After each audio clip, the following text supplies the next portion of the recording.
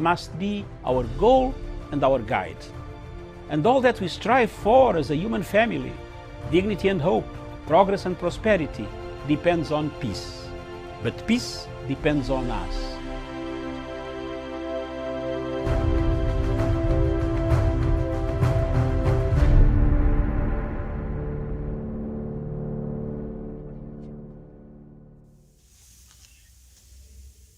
Good afternoon, viewers. Thank you very much for watching Punchline Africa Television, broadcasting all the way from the Political Command Center in London. This is Dr. David Mathanga. The show this afternoon is Unfiltered. With me across the continent of Africa in Nairobi is none other than Miriam Ogutu, in the general headquarters of Punchline Africa on this day of Eid al-Fitr, celebrating Eid al-Fitr of the Muslims around across the globe. Those who saw the moon today or yesterday are celebrating. I am not a Muslim, but I appreciate the culture, and I've decided to wear the way I am as a sign of respect and a symbolism, together with the brotherhood that we all have. We are the same people, made of the same blood, the same generations, and the same God. Thank you very much. This afternoon, the show is Unfiltered. We have quite a number of interesting things that have happened on the continent of Africa. This show is purely a show for bringing you some sense of humor, digging behind the stories, digging behind what has taken place. This is Punchline Africa Television.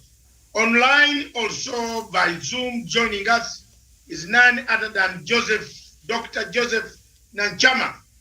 Good afternoon, my brother in Nairobi. How are you? I'm fine, Dr. Masanga. Yes, I hope you like my attire. I hope you like my attire, and that's the way I am today. I thought you were Muslim. Now that you have clarified, you have dressed in solidarity with them. Yes, I will always do that, because where we live with all the brothers, irrespective of talking about that. The war in the Middle East is worrying everybody. All people across the world, we need peace in the Middle East. We need tranquility. We need the state of peace of mind for both states living alongside each other. But it looks like, oh my God, it might be difficult. A two-state solution in the Middle East. We shall look at that today and see what is going on. Bazooka and katyushas are being rained on Israel. Israel is also returning with the heaviest fire in the Gaza Strip. More and more troops and more equipment is being taken across to the Gaza border. Shall we ever have peace in the Middle East? Thank you very much. Back in Kenya, the politics of expelling members of parliament of Jubilee Party who have formed the parties seem to have taken another stroke high, another step higher, this time calling upon the dagger is being pointed at the MP for Gatundu South. What happened really to Kuria? Why has Kuria become a problem to the world? Why has Kuria, who rose from a poverty-stricken man from zero, begging for lunch in the Continental Hotel, risen to such a status? Anyway, Mungu, God has a way of making miracles. But if I were Kuria, Uhuru Kenyatta handed over this seat to Kuria on a silver platter. But the insults hurled at Uhuru Kenyatta by Kuria cannot be tolerated. Kuria has formed his own political party, and he has violated the Jubilee Party. Surely, even if you are a person who cannot see, this party was not part of the arrangement that Jubilee made with political parties. But he has gone ahead because he has got Facebook, he insults everybody, but he doesn't pay bills, he doesn't pay debts. That is one of the things that you should know the type of people you are dealing with. All people who have a problem have run to Ruto's camp to be sheltered by Ruto because they call themselves now hustler. After you have stolen, you don't pay people's debts. I stood surety for Kuria, bail. Everybody had left Kuria in jail to rot. I paid my money, but up to today, Kuria has never come to say thank you. So such people are not worth talking about. Let's bring out his clip to the BBC. Does Kuria ever tell any truth? Let's listen. We start this half hour in Kenya, where 3 members of parliament have been summoned to appear before the House Speaker today after they claimed that some of their colleagues had received a sum of money, almost $1,000 to vote yes for a constitutional amendment bill known as the Building Bridges Initiative, or BBI. We can speak to one of them, the Member of Parliament for Gatundu, Moses Kuria. Good morning to you. So what exactly are your allegations?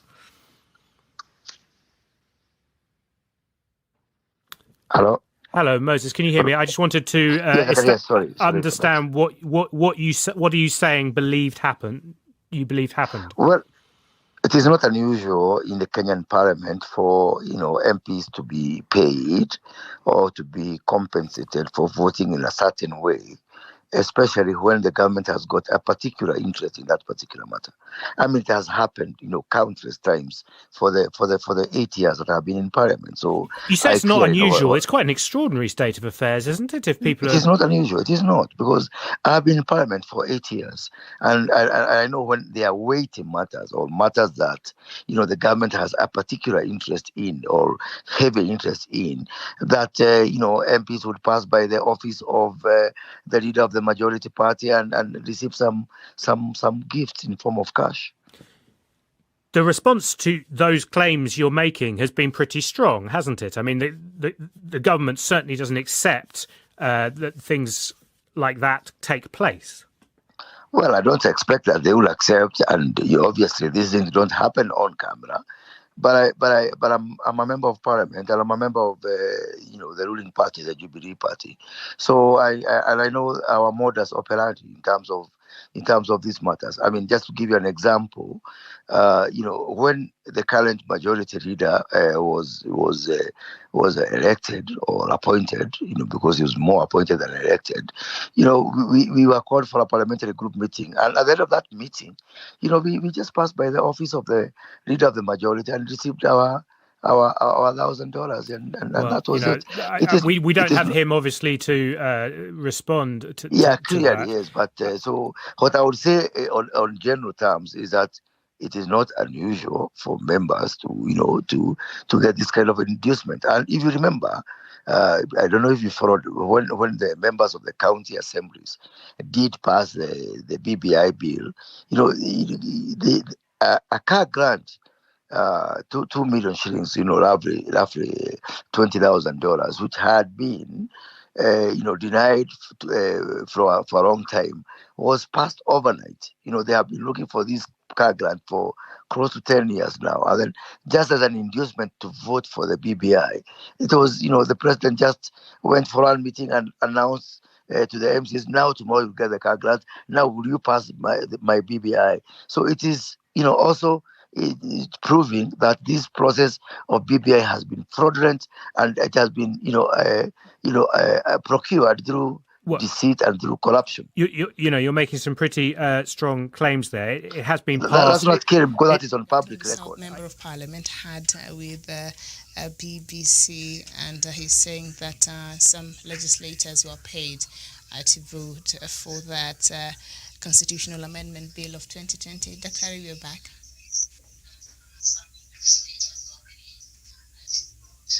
Doctor, can you hear me? All right, I'll go to Dr. Nyanchama. What do you make of those claims? Who is going? Well, I do not think you're getting me, but maybe Dr. Okay. Mm-hmm. Let Dr. Nyanchama go. Yes, and then you'll come back. All right, go ahead, Dr. Nyanchama. So thank you, Miriam. You see, these allegations are very serious. Instead of putting the issue before the August House, which is Parliament, where the issue of voting took place, you go to the social media and you go to be interviewed and make allegations. In fact, in itself is a pointer that you are running away from the truth. Either you are not telling the truth, because in Parliament you are privileged to petition the Speaker to raise a fundamental issue which is bordered on corruption.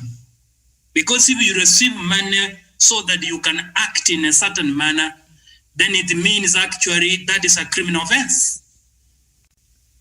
He did not appear in Parliament to move that action as appropriate. What did he do? To the social media. Can he be trusted? In fact, Miriam, allow me to tell you a story about a fish in the Caribbean called the kissing fish. When you look through the transparency of the water, the kissing fish is down. It looks very romantic. And you could think it is the most romantic fish ever lived. But move next to it, it will engage you jaw to jaw. For me, this man is behaving like the kissing fish in the Caribbean, which portrays its characteristics as a very romantic fish, but is a very bad and rough fish. It is a habit that has developed amongst leaders, and it's very unfortunate that the allegation of that magnitude can even go to be exposed through media without being moved in Parliament to prove. It is bringing Parliament into disrepute, and it is as a result of an anger they got when they were defeated by the yes section of the BBI. It is high time Kuria and his group know, fait accompli, the cast is time, and it's moving to the referendum. For now, Miriam, I submit. Okay, thank you. Doctor, before I bring in Javan. First, this show we name under also shame. Shame upon Kuria. First, to receive a bribe in Kenya is a crime. Therefore, police must arrest Kuria, charge him with receiving a bribe, because now he has not made these statements in Parliament, as Joseph has said. He has made them in public, which has tarnished, which means he committed a crime by receiving the money. Who gave him the money?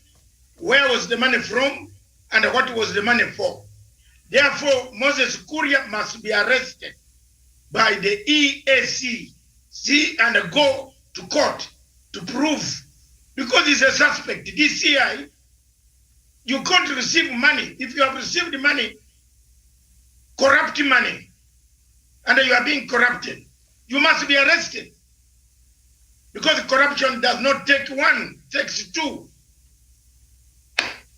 That is my take. We don't want to talk much. That is it. There you are, Javan. Okay. Javan, go ahead. Okay, thank you very much, Miriam, for having me on the show this afternoon. And I might take a similar to that of Dr. David Masanga and Dr. Nyanjama. The allegation that Moses Kuria is making, he needs to substantiate, and that is by him being taken to a court of law or the SEC or the investigative authorities to ensure that whatever claims he is making, he can substantiate or he can explain further. Because, Miriam, we want to know who gave them the money. And we understand he is from the camp that was opposing the BBI. Therefore, to some extent, we can say that they were receiving money to oppose the document. Maybe it was from the side of the deputy president. We don't know. Therefore, we need to know who was giving the money. Why did he take the money and he is coming out in public to say that he took the bribe and he is ready to return the 100,000 shillings? Therefore, to that extent, Moses Kuria has committed a crime by taking the bribe and coming out lightly in the media to say that I did that. Therefore, he has something to answer. And I think that is very bad. And if, Miriam, that is what happens in our parliament, then we are in a very bad pedestal. We are heading into a very dangerous trajectory, because these people, we sent them in parliament to represent us, to register on our behalf. But if what they do is to take bribes in order to pass certain bills, then as a society, then we are rotten. As a society, we are not heading in the right direction. Therefore, it is upon us as Kenyans also. When we go to vote, let's vote people of dignity, people who have respect, and people who can champion for a cause to take this country to the next level. Because what Kuria is doing, he is telling his residents in Katondo South and other Kenyans that it is good to take bribes. It is good to go and take corruption is something that needs to thrive in this country. That is simply what he is telling us. Therefore, the authorities need to take him to a court of law, and he needs. And what Muratha was saying yesterday, even the Jubilee Party need to act on these crook leaders pretending to purport that they are in Jubilee, but they are operating to ensure that Jubilee scrambles and fails. They need to be taken care of. Thank you. All right. Thank you so much. And I don't know if any of you was bothered by how he keep insisting that this is what actually happens in Parliament. This is a standard procedure.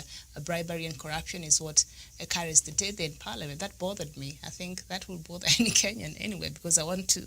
Not only Kenyans, Miriam.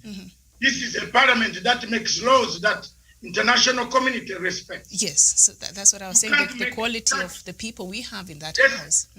You can't make such allegations and start walking in the streets of Nairobi. You must go and report to the DCI. Let people take these things seriously. That in this COVID situation, we need more friends than enemies. We need people not to think that Kenya is a country where even corruption is done in the toilet. You know, it is very, very bad. Those are not very good words at all. Thank you very much. Let's shift to another story in Malawi. The Malawi story where President Chikwera has said the crops, cash crop, tobacco, sugar, they have gone down. So he has now authorized the people to dig marijuana, to plant marijuana. Can you bring that story on? Yeah, I think I have it here. Yeah, Malawi President Lazarus Chakwera warned on Wednesday that his country's leading foreign exchange earner tobacco was in terminal decline, and he urged a switch to high growth crop like marijuana, which was legalized locally for some users last year. So, Miriam, in Africa, what is happening to the leaders of Africa? Do we have a problem in Africa or of leadership? I'm just wondering, a whole president ordering for marijuana in a state where people are still going hungry, very annoyed with each other, where people use violence as a means of winning an election, not as a means of defending a country from external aggression. We beat each other in Malawi every day. You saw the violence between Mutharika and Chakwera. Now, if you give these younger people marijuana and tell them grow it as much as it is, the world is saying don't bring marijuana. It's one of the cannabis. It's one of the most dangerous. You smoke it, 2 pipes, you are done. You want to get a gun and kill someone. Where are we moving in Africa, surely? Do we have leaders? Do these leaders think of the younger generation? Is it money? Are we money driven? We want to earn foreign exchange. From who? Whom are you selling this marijuana? I might want to know from you and the panel. Who is selling this marijuana to who? Joseph. Thank you, Dr. Miriam. I think some of these African leaders want to borrow ideologies from other countries, especially developed countries, which have legalized marijuana. Let me tell you, Miriam, Dr. A country like America, it's a big ripper on terms of guns. Can you imagine in Africa where you walk to the shop and you buy a gun, what will happen with the level of poverty? Am I likening this? There are several factors which you have to put into consideration before you make a specific decision. It is not merely economics only. There are issues you have to consider of security, the mentality of your people, how they are cultured. Can you imagine a situation where Malawi now goes in direction where marijuana is sold in the open market? What will happen in that specific day? This leader needs to give Africa a break. I am surprised. And in fact, he needs to be sanctioned by other leaders in Africa for this reason. That on one hand, we are articulating an open market where there are free zones. I can walk across, meaning that in your country, if you grow marijuana and my country, it is prohibited or it is illegal, and now we are allowed to walk across, I will just walk across and buy.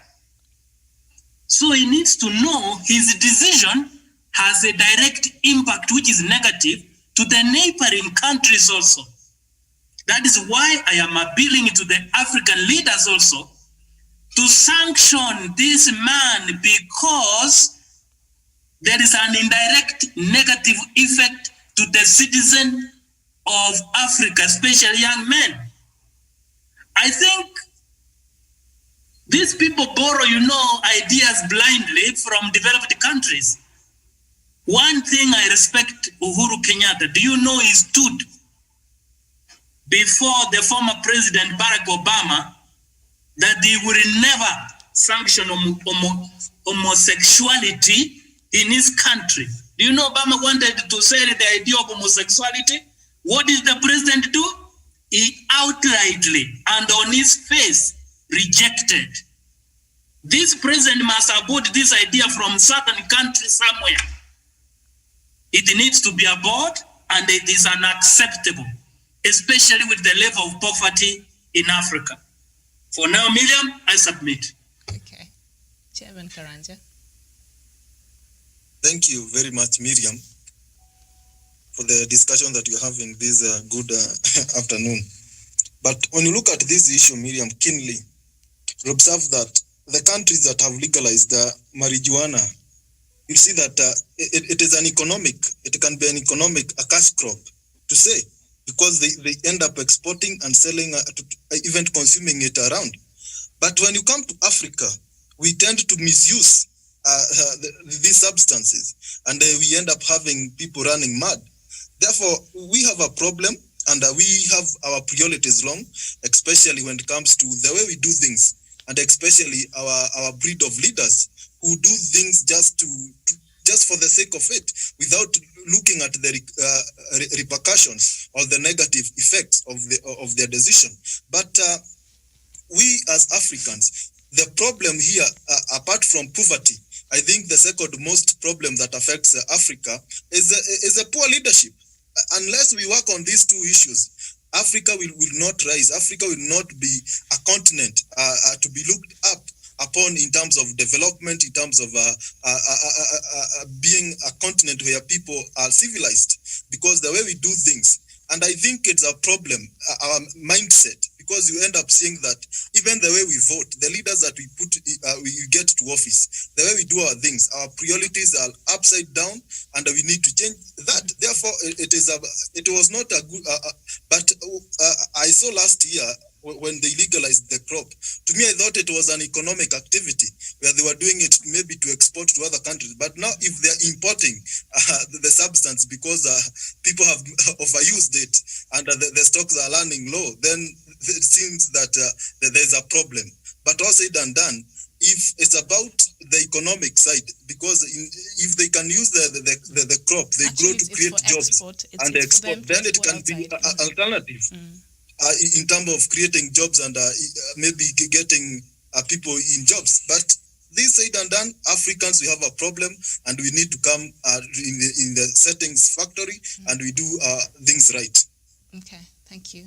He's saying tobacco used to be the leading foreign exchange, and now tobacco's earnings are dwindling, so now they want to consider the growth and exportation of marijuana. Okay, so still staying with the Southern African countries before we come into what President Museveni said yesterday during inauguration. In Zimbabwe, a former First Lady Grace Mugabe has been summoned to appear before a traditional court over the improper burial of the late President Robert Mugabe. The former First Lady is being accused of having gone against local culture by burying her husband at the family homestead instead of a place chosen by his relatives and mother. In a letter from Chief Zvimba, the traditional chief of Mugabe's home region, Mrs. Mugabe is being required to exhume the late president's body so that he can be reburied according to the culture of the Zvimba people. She has also been asked to pay a fine of a cattle and a goat for the violation. Mugabe died in 2019 at a hospital in Singapore at the age of 95. His family decided on a private burial in Kutama in Zvimba district, about 90 kilometers west of the capital Harare, after weeks of arguments with the government. Yes, culture and... There is something very wrong here. Every time I see Grace Mugabe coming up in news, I feel very difficult. Mugabe was my great friend. It is unfortunate that he died the way he died. It's unfortunate he was buried the way he was buried. And when I went for the burial, Miriam, I told you, I promised you. I shocked the world and I went for the burial. I made it a point that I go and see a Pan-African, a fellow who could stand up to speak for Africa. Now, the wife made it very difficult for many millions of friends of Mugabe even to have anything closer to Mugabe. It is now traditional. If they have gone in a traditional court, you can't come out and say you don't know anybody or you don't want this to be done. We as Africans, we don't have any authority to refuse what the Zimbabwe traditional leaders are saying, Miriam. I don't know whether you have any. Let her go and do what they want, because once they bewitch it, once they curse her, she might also have a problem and start counting trees in the streets of Harare. Tradition in Southern Africa is followed. I've been there in all those countries. is very strictly followed. And therefore, Miriam, this is time for her to come up and say, this is what I did, I'm sorry. There is also need for President Mnangagwa and others to heal the rift between Mugabe's family and themselves, because time and time again, we are finding ourselves in a state of quagmire. A quagmire state, a very terrible state, a state where we don't want to open up all the wounds. They have gone, let them go. Mm-hmm. I believe Mugabe's wife is still a thorn in the flesh to the government of Emerson Mnangagwa. I rest my case. Okay. Dr. Nyanchama, the elders are saying now the body needs to be exhumed and be buried properly according to the cultural practices of the people from Zvimba. Thank you, Daktari. Daktari has given an insight. Mm-hmm. You know, in traditional Africa, Miriam, their beliefs are deeply rooted. Maybe the spirit of the former president of Zimbabwe is troubling them. You know, when you see the elders summoning you, maybe they will tell the lady that we have never slept since our son was buried, and procedurally in terms of traditions. As to exhuming the body, I don't know what implications in terms of the dignity of a man of his stature. But summoning her, they needed to summon, you know, so that they appease the spirit. You know, they can summon her, and after her apologizing and accepting, then they plead to the spirits to forgive her.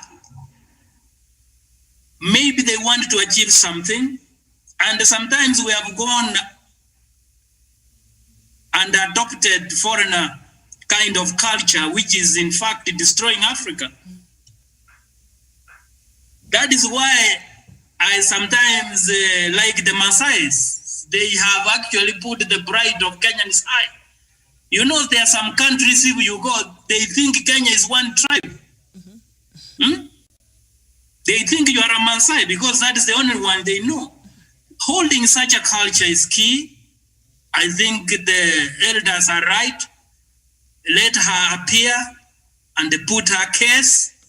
It could be a moment of instilling discipline for other future young girls who go against that. And they know that it is important and critical to follow the culture. Whether they will exhume the body, I think let us see and wait. It is a matter which is delicate and may to a certain extent injure the dignity of a man of Mugabe's stature. I submit, Miriam. Thank you so much. Dr. Joseph Nyanchama. Jevan, what do you know about culture? Thank you, Miriam. On this, I don't have much to say because Dr. David Matsanga and Dr. Nyanchama have exhausted everything. Mm-hmm. But I think people should have heritage as their culture, so that when things like that happen, they should follow the right process and the due process. And you know, in Africa, we had a way of doing things, and we should also we should continue ensuring that our original way of doing things and our ceremonies, and those ceremonies, the social ceremonies, and you know, the stages of life, mm-hmm. you know, there was something that were well cultured, and we had a process for that. I think all that should be followed, and if in a community where they lost their culture, mm-hmm. they should continue with their new ways of life. I think that is my submission on that. Okay. Samuel. Tarish.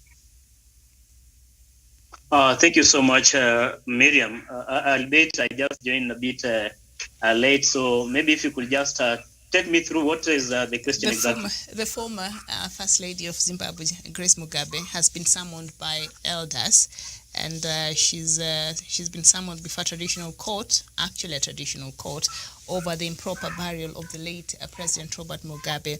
And so the former First Lady is being accused of having gone against local culture by burying her husband at the family homestead instead of a place chosen by his relatives and his mother. In a letter from Chief Zvimba, the traditional chief of Mugabe's home region, Mrs. Mugabe is being required to exhume the late president's body so that he can be reburied according to the culture of the Zvimba people. And on top of that, she's required to pay a fine of 1 cattle and 1 goat. Those two I know she can do, the cattle and the goat. I'm not sure about the exhuming of the body. And please remember, she stayed with this body in the house for nearly a month against all protocols. You remember? Yeah. Thank you so much, Miriam, and my other panelists. Indeed, I was listening through submissions from Dr. David Masanga, Dr. Nyanchama, and now my brother, Javan Karanja, who says he's not well placed to speak more after the two senior doctors have already spoken on these matters of culture. Mm-hmm. But I'll attempt to speak on it, Miriam, nonetheless, because one, we as Kenyans ourselves also, we come from different cultures.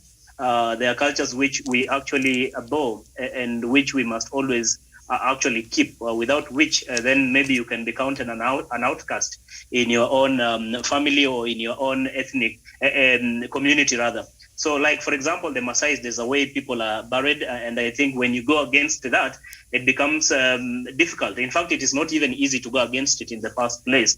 But again, to get into Zimbabwe, Miriam, I've never had kind words on the wife of former president of Zimbabwe, this lady. I've never had any kind words for her, because any kind of tribulations, the kind of fools that Mugabe went through, especially in his sunset days as president of Zimbabwe, were actually orchestrated or occasioned by her demeanor.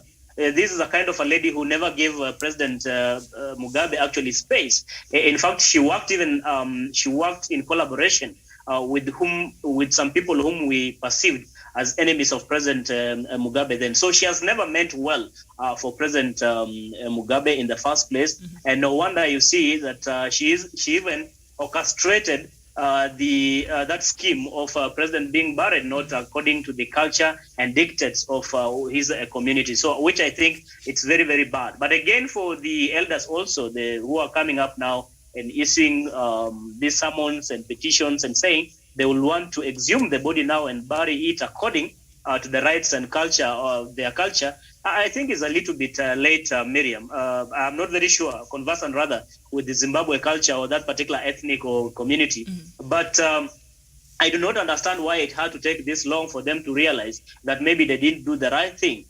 This woman should not have actually superseded the culture and the tradition of President Mugabe's community. I mean, how was she even allowed to go to that extent, to a point now maybe the spirits of Mugabe are haunting, the elders are haunting his community? This is something that should not have been permitted in the first place. She was the wife. She was the wife, and according to the law, she decides. According to the she decides. But culturally, it was not her place to make such decisions. Yes.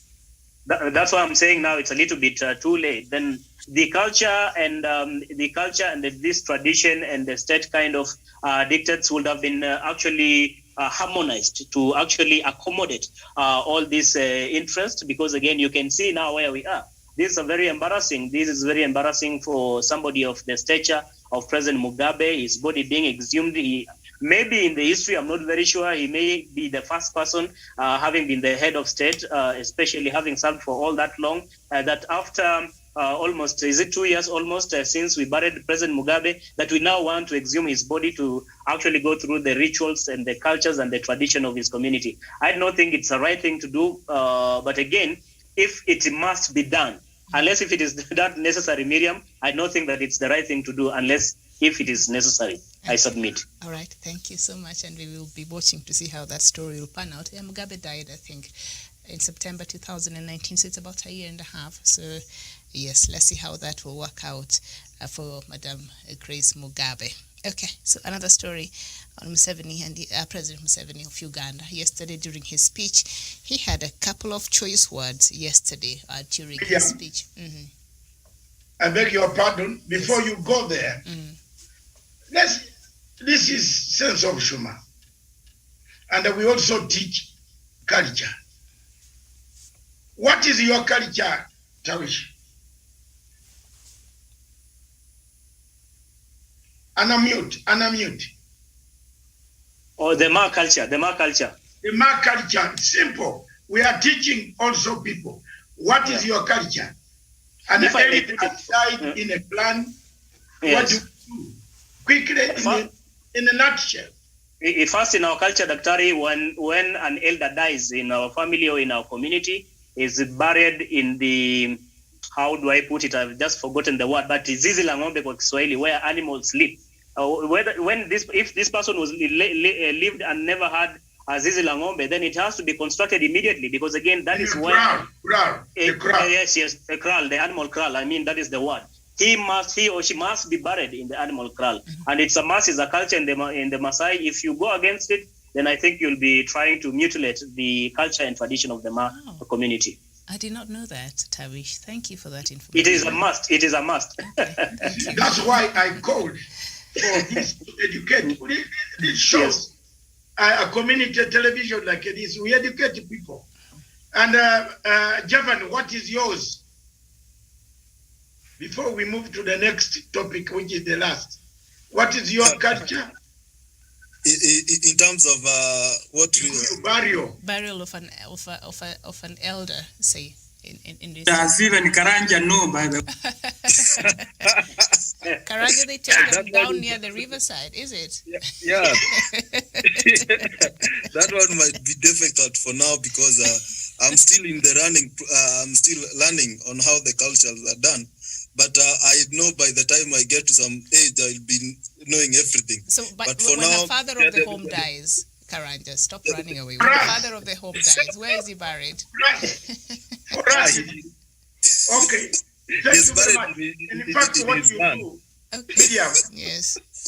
This show should always be interactive. Don't wait for Matanga to finish.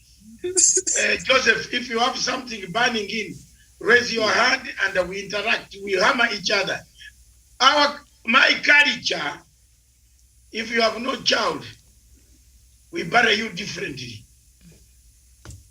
If you have not gone through our ritual system of circumcision, we cut you before you go down. If you are Mugisu, my culture, we bring the man who circumcises, we circumcise you before we bury you.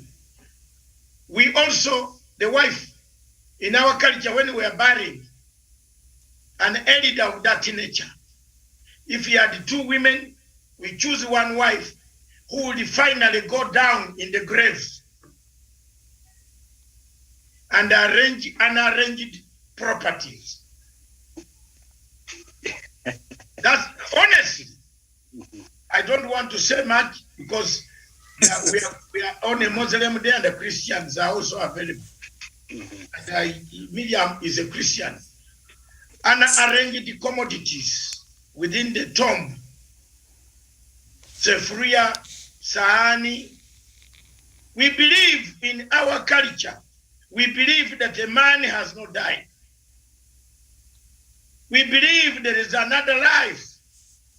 We believe that if you don't arrange those unarranged commodities, the guy could be coming every evening to the bedroom to seek the food.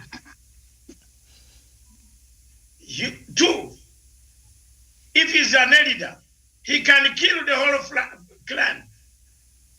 The spirit comes back, all the children, male children you are producing, don't get married, some of them start counting trees and banana plantations. Some of them start urinating during that time. Have you seen something like that? Someone urinating in public during that time, and he's watching, his urine is coming out.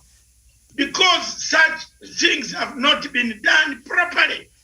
the customs. So what the people in Zimbabwe are saying, Mugabe was an elder of the Shona clan, the Zulu clan of Shona. Their customs, traditional customs, including preparation of arranging the unarranged, which could hold the entire Zimbabwe. They have a point. So, Dr. If I may just... For me... Dr. If I may just engage you briefly, Dr. Masanga, on this question of Zimbabwe. Does it then imply that this woman was so powerful to a point she overpowered the... Yes, I was there. Mm-hmm. I was there. She never allowed us to see, even to go near the house. Some of us just looked at Mugabe. In fact, I was lucky. I went to the stadium. I hiked myself in the Kenyan delegation of President Kenyatta as they were going. I also went inside. I had my card. I went inside and I sat. That is when I had a chance to see Mugabe, because I had promised you, Tawish, that the only leader in Africa who can die and my tears can drop was Mugabe. Until I went and my tears dropped. And indeed, you lived up to your word. What took place? I have told you what took place. Arrangement of unarranged property. I don't want to go beyond that. Tawish, you understand? Yes, This is I what get the point. The Shona guys want arranged.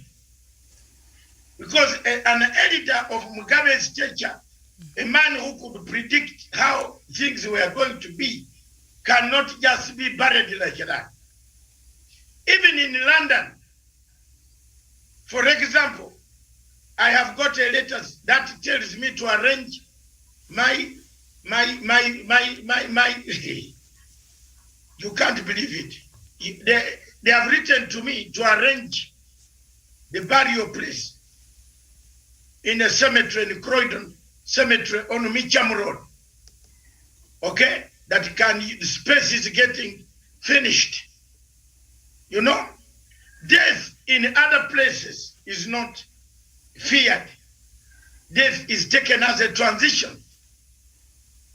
We believe there is life after death.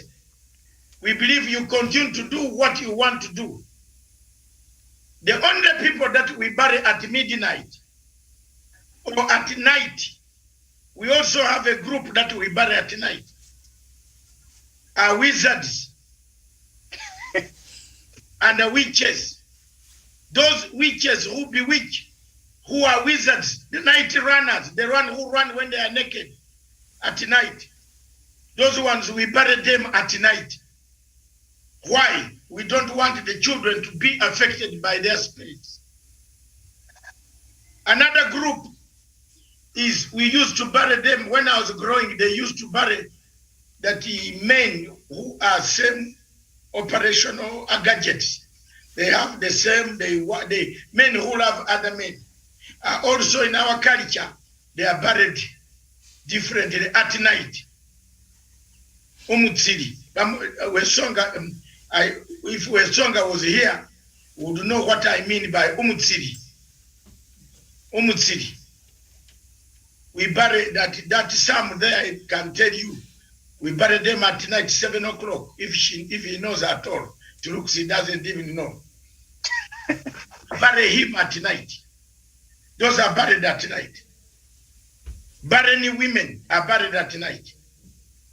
If you are barren and I paid my dowry, I will come for your sister Miriam. Yes, they give me your sister. Staki ng'ombe, nataka ule mwenye anakufata ndio nipate mtoto. But now I know there, if you try there in Miriam's home, they will even cut you. So, to doctor, pieces. what if it is the man who was sterile? How does that work out? I was just about to ask that question. No, if the man is the one who is bad off, the brother is supposed to do the job. Yes, in our culture. So if he dies, doctor, if he dies, then how is he buried? If the woman, the barren woman, is buried at night, this man, how is he? What time is he buried? At night. No, I think Dr. Miriam. Yes. You know, in my place, because of ego of men, these men, you know, if a man is sterile, is impotent, they only took that it was the woman who could not give the child. Yes. So they had a way, they used to have a gate from behind. If the man is not bearing children, he will always delay. So there is a gate behind where a man will sneak and search children for. There is no way a man could be impotent. All the children are searched by the man. For us, you know, it's very intricate. And there are men who and are, you know, no. Doctor, there are men who are impotent. Yes. You didn't get it. Woman. No, don't put the blame on woman. There are also men who don't deliver tangibles. Terry, what I'm saying. But you see the marriage between Bill Gates and the wife. One of the reasons is non-delivery. Dog, get me this. I didn't say men are not impotent. Yes. Okay. What I was saying, as per my culture, a man who's impotent, another man secretly has children for him, and they are his children. Yes. Are you getting it? Yes. And culturally they did it so sacredly, so there is a hidden gate from behind the compound. Yes, I made sure I asked my father when he was still alive that am I yours? So I didn't say. So I had to ask these questions. Mzee, niko wako. My father showed me the sign which shows it is his. I am his. You know, these things you don't know. You don't know. Okay. There are people, you see, Professor Omo, is it Omo? Who is this man who is being now trending for having got children from some woman, then he... Professor Hamo. Omo. Professor Hamo. Just look, also, Miriam, you forgot to bring that topic. You take me to court and I shame my child. We don't see each other. What will that child tell you that you went to court to tell me? It's like a slave trade. You are selling. Keep quiet. You have done these things. When you are doing these things privately, why do you bring them public? Why? Why do you bring them public? Culture has changed. No elder in our clan would accept a woman to go to court. We say, you are the one who got this child. Do you agree or not? Yes, I agree. Okay, from today onwards, every month, bring some money. And your child grows. Not this thing of court. We are having a problem where even those, what they call kuramanyo, those who break the teeth, remove your teeth, they arrive at the door. That's why you see any dead man in this country, Kenya, there are several other women who stand by the grave. Let's move on, Miriam. Let's move on. Bring the last topic. All right, Museveni. Or President Museveni. Can I introduce it? Go ahead. Thank you very much, viewers. Yesterday was a swearing-in ceremony for His Excellency President Kaguta Tuhawaraba. Hey, wait. His Excellency President Yoweri Kaguta Museveni. Let me use the name we know each other for from Tanzania. Let me not have this other name where he has just jumped and I don't know why he has used it. He made a maiden speech in Kampala. His inauguration went very well. I am not bothered about inauguration. Neither am I bothered anymore about the sixth term. The panel can think otherwise. For me, I'm not bothered about the sixth term. And I want you to check why I'm not bothered. Can I tell you why? The time, the lap, there comes a time when you run, but you have to end somewhere. That medium, have confidence, have hope that the journey will end. Okay? So, destroying people's property for the sake of a journey that will end is not worth it. So for me, yesterday, I was actually very, very impressed by one thing that President Museveni said, the Pan-African vision. He delivered me as if, Miriam, this guy was watching our show. Did you see when Museveni was talking, you could think he was watching our show.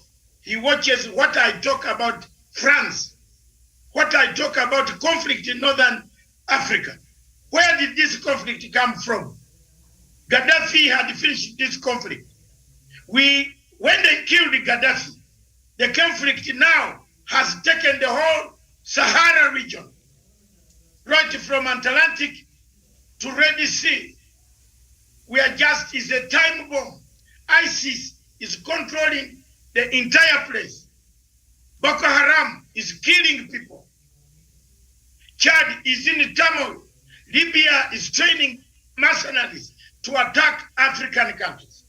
Ethiopia and Egypt are about to go to war. Egypt is threatening to bomb the dam. All these things are happening in that region. Museveni yesterday was point on. And I want to say, not because I agree with President Museveni, but in politics, you must learn to be careful that you must change tactics when politics changes. Don't stick to one situation when you cannot manage. Kyagulanyi must learn to accommodate, to have a space, a skin, a thick skin that also accommodates ideas from others. But if you are fixing yourself on Facebook, that you want to use Facebook to overthrow a government, that some of us have tried to overthrow with guns. I was a gunman myself. Yes, I was a rebel. I've fought battles against Museveni since 1986, 82. Time has come, and time came in 2008. I was told to put down, lay everything, go for peace talks. So if you are an opposition leader, let's not be involved in this Facebook. You are putting so many people in danger. You know, this Facebook situation of Ruto in Kenya, that I have numbers. When the numbers go to the numbers that Kyagulanyi has are mainly from one region, except my constituency. Because my mother voted for Kyagulanyi. I have a right to tell him what he's supposed to do. He has no right to tell us, to this member state. My mother woke up, 90 years old. She voted. The only MP outside Buganda is Matanga's cousin, John Bosco Nambeshi, is my relative. I have a right to talk about National Unity Party. Don't tell us what you think. Now the party is national. We shall also check on Kyagulanyi. Because God, it is God who arranged that my constituency where I'm born is the only one outside. Let me tell you, Tawish, the only one outside Buganda. The rest of the people are in Uganda. So I have a right as a constituent. My mother, my brothers, my sisters, my cousins, my uncles voted for MP John Baptist Nambeshe. He became an MP, the only one outside Uganda. Therefore, we have a right to criticize, to give views. If the Supreme Court has ruled that the election was mad with this, that, but the last rule of law is the Supreme Court. Miriam, do you change the Supreme Court? Do you disagree with it? Where do you go? Where do we go now? The only thing we can do, what people can do now, is if Kyagulanyi has got energy, which some of us had energy when he was not even born. 40 years ago in 1981, when I started fighting Museveni, Kyagulanyi was not even born. Therefore, let's criticize when you have even room for waiting for suggestions. That is only my message. Two, the second message is Museveni was pointing on the question of France dismembering Africa. There we are kudos. I agree with him on that aspect, but I don't agree with him on other aspects of democratization and others in Uganda. That is my position. Okay, thank you. I think we had the video. I don't know if it's ready or we just move over. Okay, all right, it's ready. Just a bit of it and then we can continue and conclude the show. The situation in Libya was created by the arrogant and irresponsible actions of some actors that took actions that were against the express position of the African Union.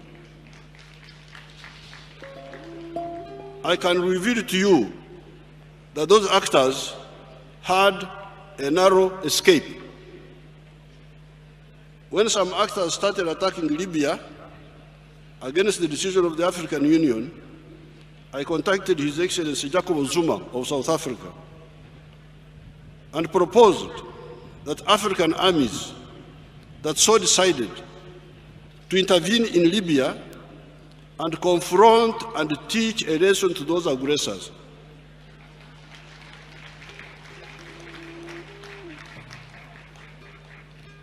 We were let down by Muammar Gaddafi, who abandoned Tripoli without a fight.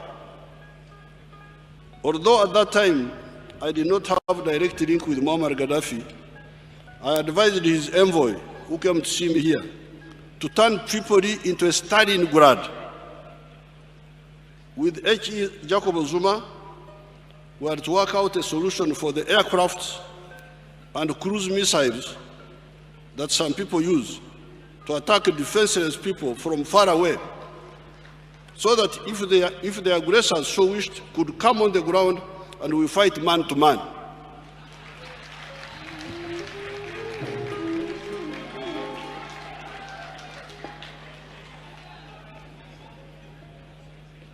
Such a confrontation would, of course, have been imposed on us unnecessarily. We have, since a long time ago, stated that the African patriots, like we in the NRM, are neither pro-West nor pro-East. We are first and foremost pro-Africa. Because there is something called Africa. When I came in the government when we were still fighting, are you pro-East or pro-West? Idiot, I am pro-Africa.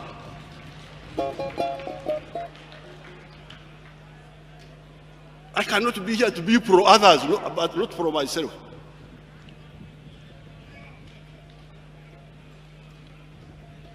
It is on account of that good friends should only deal with contentious strategic African issues via the African Union. Bypassing the African Union is not acceptable when it comes to dangerous strategic African issues. We have no interest in fighting anybody except poverty and underdevelopment in Africa, starting with Uganda.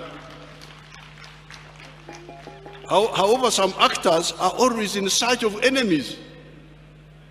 They are looking for enemies. You are not an enemy. President Museveni, just part of his speech yesterday, having been sworn in as on his 6th term as the president of Uganda there. Dr. Joseph Nyachama. Let me say one thing. I saw the chair that the American ambassador was given to sit on. Hey, it's just plastic. She could actually fall on the floor. It means she was not even welcome there. But anyway, I agree with Museveni that if Gaddafi had taken and stood by Tripoli and they had gone there, there would have been bloodshed and the French would have left. Yes, now next time, let these guys not use tomahawks from Red Sea and we keep quiet. No, we have, Africa has had enough. Yesterday, a French guy was found with so much, guns, ammunition, bullets, bombs, grenades. But he's a journalist. So you do write the news with guns. So there you are, Miriam. Yeah, a French journalist in the Central African Republic, yes. Dr. Joseph Nyachama. Oh, thank you, Miriam. I saw Dr. The really Pan-African, very excited with Museveni's speech. I listened briefly to Museveni's speech. In fact, he said, "Who are those saying that I am pro-West? Idiots. I am pro-Africa." That statement tells you this guy has joined the Pan-African himself, who's Dr. Masanga. Yes, he's saying those are idiots. Anyway, Miriam, coming back to the speech of the president of Uganda, these people from West, they give with one hand under the flashing light of cameras and take with the other hand in the shadows. I agree with Museveni to detest them because they pretend. You know why? Let me come even to Kenya case. Kemsha could be. I'm not saying they're not corrupt. You know what America is fighting? That now they deny Kemsa the distribution right and the storage to give to an American company called Genomics. What pretense? That's what I mean. You give with one hand and take with the others in the shadows. To the extent Museveni demonizing these people from West, especially France, I agree with him. However, His Excellency's statement of Museveni, a mere word is not enough. He is a head of state. He must influence and whip his other colleagues and work together as a continent to begin to build a new culture that will guarantee decent survival of the next generation. You know, you can talk. There is one guy who said, just watch talking. It may pain your pack. That is why the way God created us, He allowed time for us to eat lunch or supper. Because To some people, if we didn't do that, they would talk the whole 24 hours. Let the president now whip his friends, head of state, to translate what he said into action. And it needs to begin. So that we don't just talk. They have the capacity. Let's open the market in the entire Africa. Let us be one people walking across. I can walk to Uganda. I can walk to Tanzania. I do business without any restriction. It needs to begin as early as yesterday, the moment he finished the talk. So to the extent he made those remarks, I entirely agree with him. It is time, Miriam, that we need to wake up. This is the time. Because we usually say the best time to plant a tree is 20 years ago. The next best time is now. Now that we missed to plant, we missed the first opportunity, this is the next best time, meaning it's the best time for Africa. Immediately after Museveni's speech, can we begin? Your Excellency Museveni, can you whip your other colleagues? And let us start now. I submit, Miriam. Okay, thank you, Dr. Joseph Nyanchama. Jevan Karanja, as we conclude. All is well, Miriam. I know you want to run to before the rain comes. Keep it. This station is therefore for Africa, by Africa, with Africa. Thank you very much. Ciao. Okay, bye-bye. Bye-bye.